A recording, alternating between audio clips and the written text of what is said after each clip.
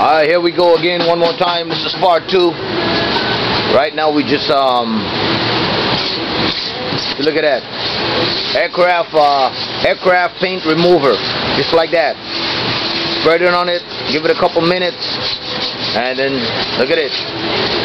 Just like that. Comes right off. That's the man himself, Capullo. He's the one going to be doing the body work on the car. And trust me, when the car comes out, it's going to be looking marvelous. What do you say about that, Capullo? Well, when you're done with this, how it's going to be looking? It's going to be good. Right. Real good. Yeah. 33 years doing this shit. Yep. That's the general right there. He's going to be doing all the body work on it. So, yeah, this is it. 1967 Ford Anglia Super model.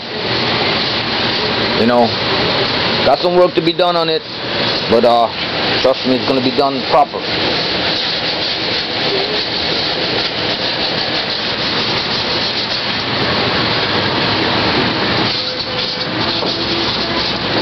I don't know what that is.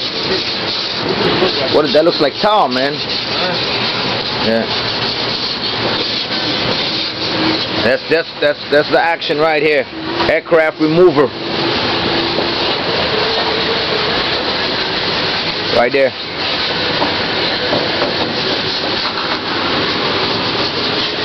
But so everything is stripped out. Completely stripped on the inside. Floorboards are solid, you know.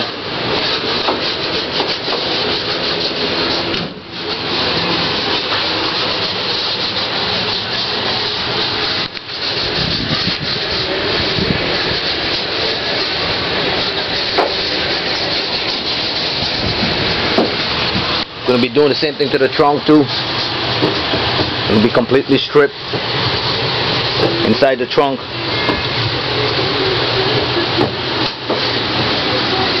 As you can see, the car is pretty solid. Solid, not too much dents at all whatsoever. And then when we're done with this, it's gonna be looking like this one here, the 100e. Look at this baby. Got a Ford 9-inch rear end, powered by a Rotary motor out of a Mazda rx7. Look at this baby. Beautiful, beautiful baby. Marvelous car. English Ford, they call these. Yeah, that's the man in charge here of all the painting and everything.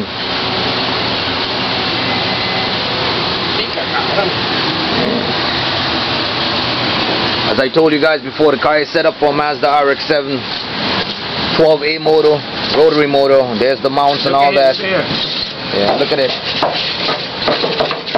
Solid, man. Yeah. Aircraft paint remover, it's called. Trust me, it's bad. Need gloves and glasses when you're doing this, though, because it scratches like hell.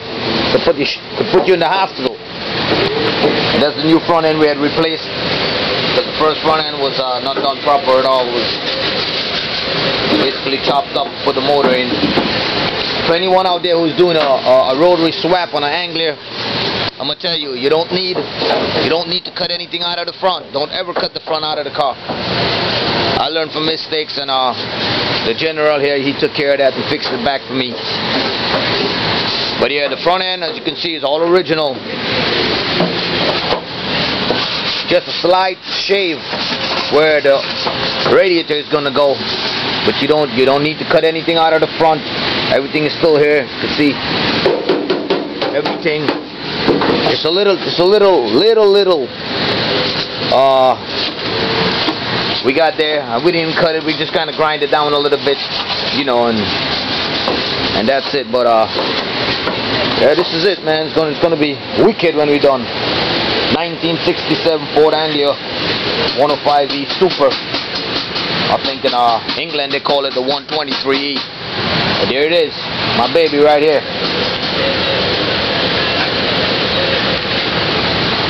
There's the hood, the bonnet. That's the bonnet that's going to be going on it, and it's going to be also stripped. It's roofed up. As you can see, the car is pretty solid, really solid. body guy said it's nice to work on a car this solid. And from being a 1967, look at this, 1967. Oh, look at it. Look at the paint on that baby. Still there, like original. All on the inside. Look at the floorboards, all original, never been messed with, except for where the transmission is going. I had to cut it a little bit and open it up. But there you go. There's the work, as you guys can see.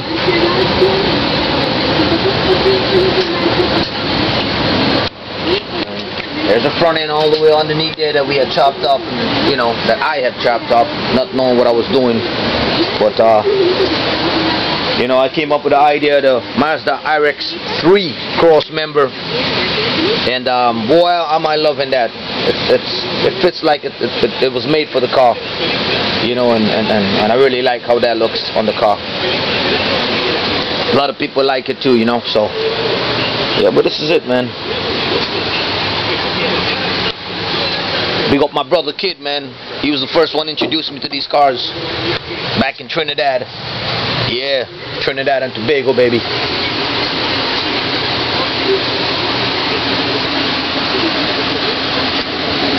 Floorboard on this car is solid.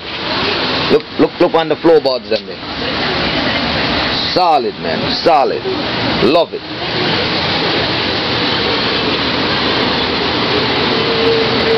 I got a lot of videos I'm going to be putting up of this, because this is, you know, the thing about it, a lot of people look at old cars and they're like, oh, that's some junk, you know. I look at it this way.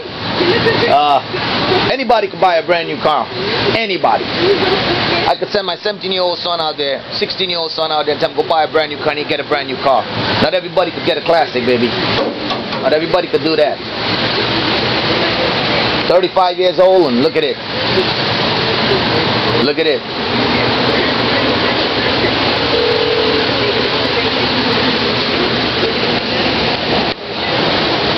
And look at this baby over here too.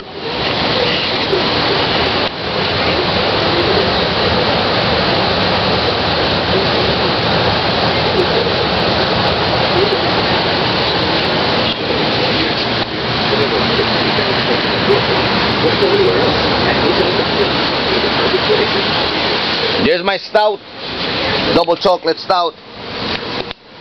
I rather had the Mackinson, but yo, can't get it in the United States, so I'm gonna settle for this Young's double chocolate stout.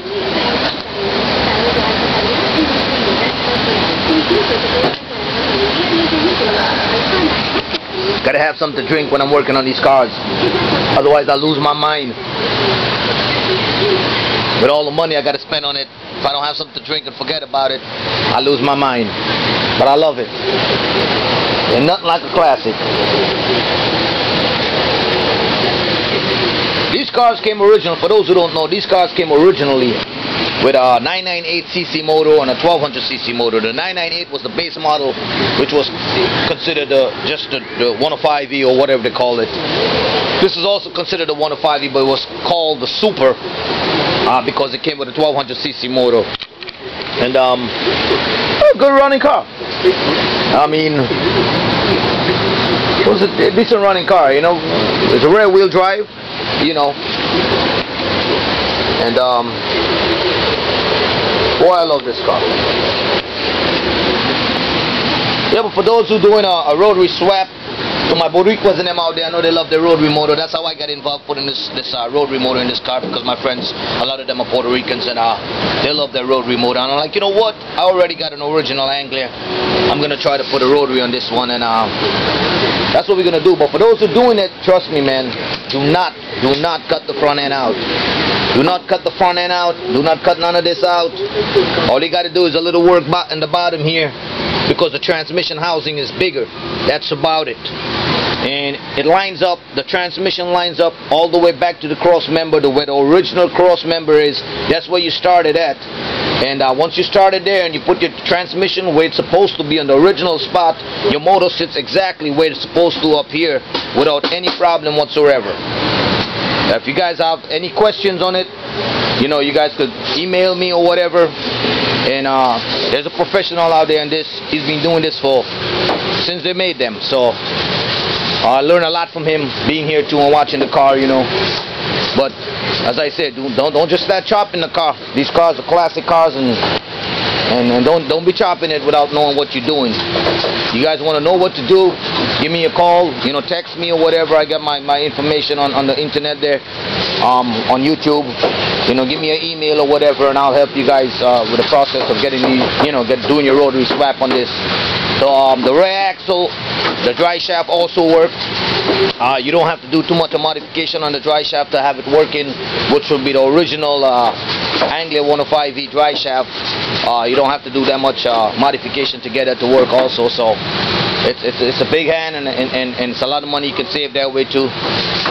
Once you line the transmission, the Mazda RX7 transmission, once you line that transmission up where the original cross member is on the Anglia105e, you don't have to do anything to your axle, you know, your dry shaft as they call it. You have to do a little modification, swap not a couple, but one U-joint, and you're good to go. You know, and that information I got from my boy Capullo, and I tried it, and hey, it worked. I love it. So there you go. I'm gonna come back with part 3 some other day. This is where we at right now.